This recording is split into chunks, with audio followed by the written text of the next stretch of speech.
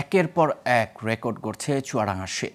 কয়েক সপ্তাহ ধরে বেশ কয়েকবার এই জেলার নাম উঠেছে দেশের সর্বনিম্ন তাপমাত্রার তালিকায়। এমন তীব্র শীতে সবচেয়ে বেশি দুর্ভোগে পড়েছে নিম্ন আয়ের মানুষ। শীতের দাপট বেড়ে যায়, হাসপাতালে বাড়ছে শীতজনিত রোগীর সংখ্যা।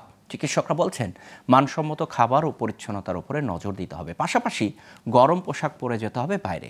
স্থানীয় আবহাওয়া অফিসের ধারণা, আগামী কয়েকদিনে শীতের তীব্রতা আরও বাড়তে পারে। চুয়াডাঙ্গা থেকে রকিব হোসেনের তথ্য ও চিত্রে টেক্সট রিপোর্ট। হিমেল হাওয়া আর ঘন কুয়াশায় বিপর্যস্ত পুরো চুয়াডাঙ্গা। বেড়েই চলেছে শীতের তীব্রতা। সকাল থেকে দুপুর পর্যন্ত থাকছে ঘন কুয়াশা। এরপরও মিলছে না সূর্যের দেখা। সূর্য ডোবার পরই কমতে থাকে তাপমাত্রা। এতে সবচেয়ে বেশি বিপাকে পড়েছে শিশু ও বৃদ্ধরা। তীব্র শীতে ঘর থেকে বের হতে না পারায় কর্মহীন দিন কাটছে খেটে খাওয়া মানুষের। পাশাপাশি জনজীবনেও বাড়ছে চরম দুর্ভোগ। এই শীতে আমাদের খেতার ভিতর থেকে উঠতে বহুত কষ্ট হয়। চুয়াডাঙ্গাতে শীত বেশি, আর সকালবেলার সময় কুয়াশা হয় বেশি। আমাদের আসা যাওয়া খুব অসুবিধে। ঠান্ডায় আমাদের কাজ করতে সমস্যা হয়। চুয়াডাঙ্গা জেলায় খুব শীত পড়ছে, পাখি গাড়ি প্যাসেঞ্জার আসছে না, আমরা এভাবে দাঁড়িয়ে আছি।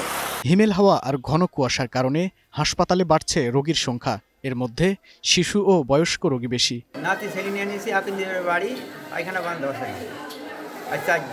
চিকিৎসকরা বলছেন, শীতের মানসম্মত খাবার ও পরিচ্ছন্নতার উপরে নজরদারি বাড়াতে হবে, আর বাইরে যেতে হবে গরম পোশাক পরে।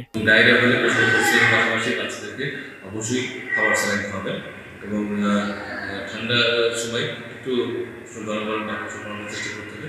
এটাও খেয়াল রাখতে হবে, বাচ্চারা যেন না খাবে সেদিকেও খেয়াল রাখতে হবে। জেলা আবহাওয়া অফিস জানায়, কয়েকদিন ধরে সকালের তাপমাত্রা 9 থেকে 10 ডিগ্রি সেলসিয়াসে ওঠানামা করছে। তারা বলছে, সামনে কয়েকদিনে আরও বাড়তে পারে শীতের তীব্রতা। Global television news desk.